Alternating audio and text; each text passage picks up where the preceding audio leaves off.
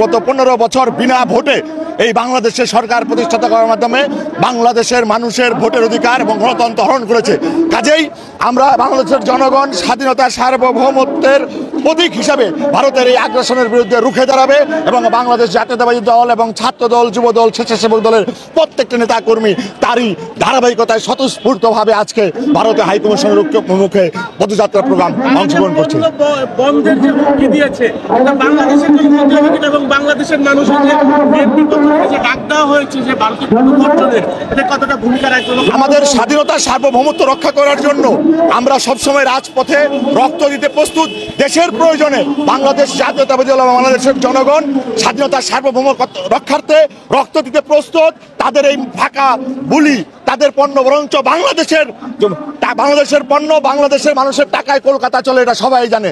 কাজেই তাদের এই ফাঁকা বুলি আসলেই বাংলাদেশের গণতন্ত্র এবং স্বাধীনতা সার্বভৌমত্বকে হুমকি করে একটি স্বৈরাচারকে তারা আশ্রয় দেয়। তাদের যে নগ্ন চেহারা, ফ্যাসিবাদী চরিত্র, ফ্যাসিবাদী চেহারা, তারই প্রমাণ হিসাবে তারা এই ধরনের কথাবার্তা বলছে।